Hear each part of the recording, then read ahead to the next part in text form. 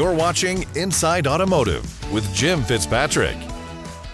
Serra Automotive ranked number 12 overall of the top 150 dealership groups in the U.S. and number 6 of the top privately held groups. It's set to close on their acquisition of Bill Marsh Auto Group in Michigan later this year. So today on Inside Automotive, we're discussing the acquisition and what lies ahead for the group. But first, we want to know from them how they finished 2023. So joining us now is Joe Serra, chairman of Serra Automotive, along with Matt Serra, who's president of Serra Automotive. You've seen them both here on the executive profile here at CBT News. So gentlemen, thank you so much for joining me on the show, and thanks again for joining me on the executive profile, which featured a couple of months ago. So I hope you're all doing well. Doing great. Our pleasure. Thank you. Good. Yeah, thanks for having us. Sure. So before we dive in here to the recent acquisitions that you've made, talk to us a little bit how you finished 2023. Was it a good year for the Serra organization, Matt? Yeah, we were happy with it. The way we kind of measure success in the year, we do have scorecards, and we know that given how we operate, we need to create that fuel, create that capital to continue to grow, continue to plow back into our people, continue to reinvest. But the way we do that's probably more important.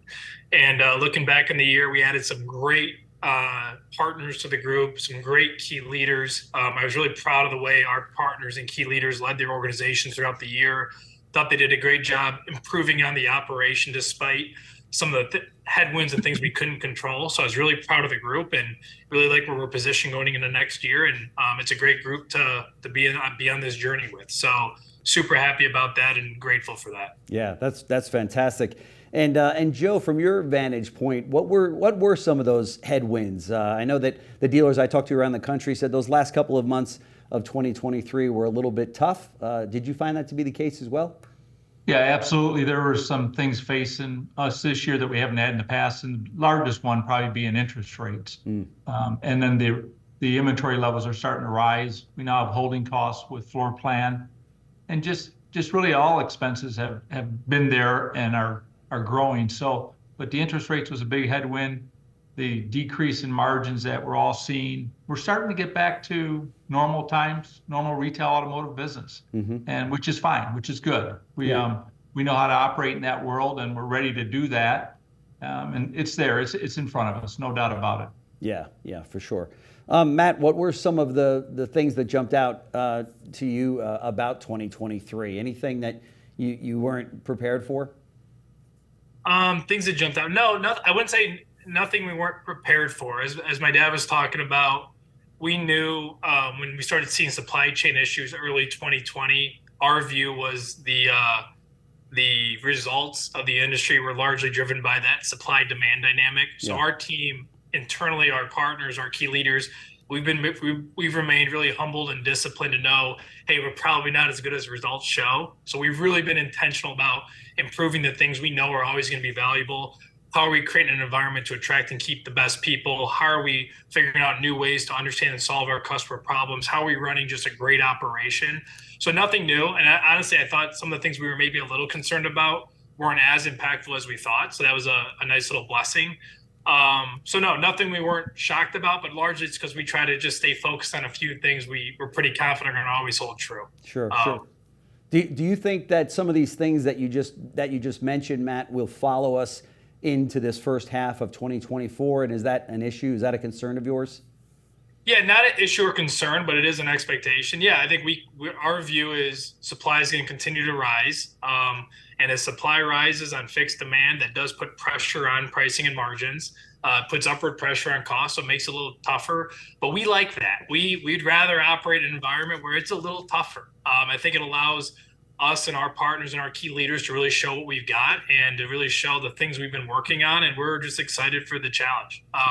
But I say that we don't temper expectation with our group in terms of lesser results. We might have to get those in a different way, and we've been working hard to do that, and we're ready for the challenge. But yeah, I think we see these trends continuing. Sure. And Joe, you've been around this business for over 4 decades.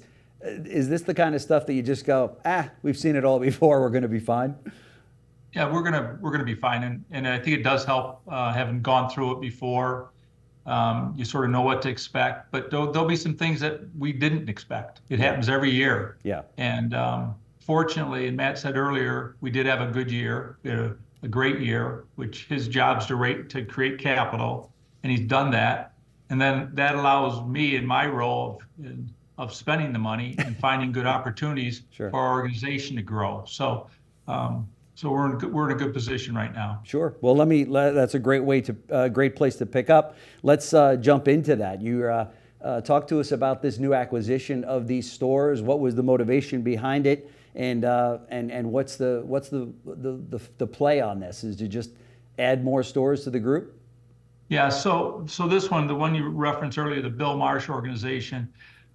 That's an organization that obviously Matt and I have the utmost respect and admiration for. Mm-hmm. And I say that, I mean, they are world-class individuals. They're a world-class organization. Their associates are, I mean, amazing. Yeah. And I knew their father, Bill Marsh Sr, from my Saturn days, and he was a mentor of mine and somebody that I just had great respect and admiration for.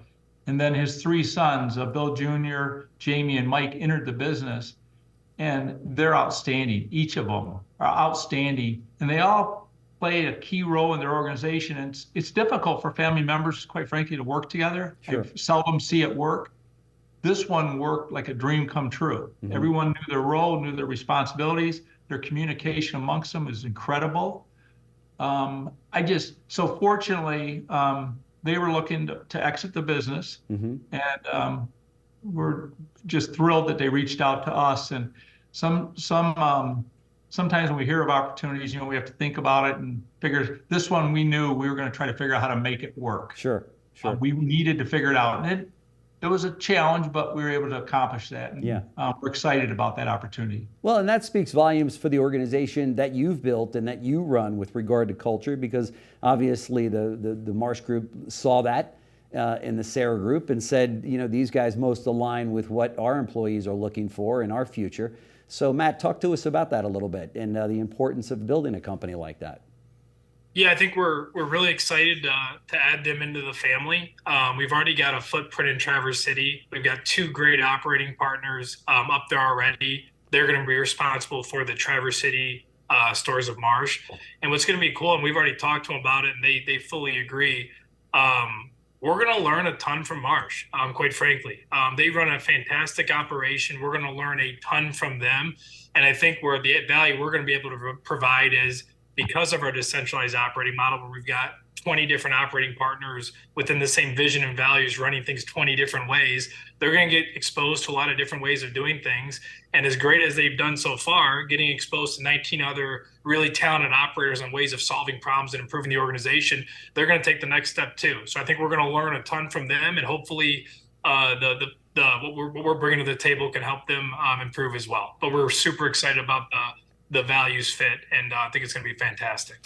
And the idea is that those employees will pretty much stay put exactly where they are, running the dealerships that they've been running. Maybe the leadership will change a little bit because of the Marsh's exit. Is that the plan? Yeah, the only change, and we spent maybe a month or so ago about 2 full days talking and communicating with their entire team, and Bill, Jamie, and Mike did a fantastic job of setting it up and making it a really smooth transition and allowing us the platform to communicate it well. But yeah, the only change, we're losing 3 amazing dealer operator owners, and our responsibility is to replace those with our 2 current dealer operator owners in Traverse City. Mm-hmm. That's it. Everything else remains exactly the same. That's the only change. Now, over time, are we collectively going to make improvements, make changes, evolve? Absolutely. I think there's a ton of synergy with now the 14 brands up there, but no preconceived notion of what we're going to do, no stated changes. We're going to learn and evolve and improve together. That's fantastic. Joe, I think I've asked you this before, but when is enough enough? Don't you ever want to take some time off and say, okay, that's it, we've got enough dealerships? Well, again, a couple of years ago, we defined some responsibilities. Matt took the operational of the organization, which took a huge load off of me. Yeah. And quite frankly, has been very positive for the organization. My mission is to grow the organization, allow opportunities for all the people that work with us today that want to grow. Mm-hmm. And so I see it as really, we need to keep doing it because we owe it to our associates. our associates want to have the same opportunity I was given. That's to run a store or be a manager. And in all honesty, that's what I get my biggest thrill out of. Yeah. That's the satisfaction. It's not obviously return on investment's fine, but this is really, I love when we can do this. And Sure. so beside the Marsh transaction, we're going to close on at the probably end of April range. We just did a transaction last part of December, and this coming Monday, we're closing on a Chrysler Dodge Jeep Ram store in Lake Orion, giving, again, more of our associates a great opportunity. So we've got them lined up. But again, these are decisions that we think are good for organization. We're not just out there buying to buy. Sure.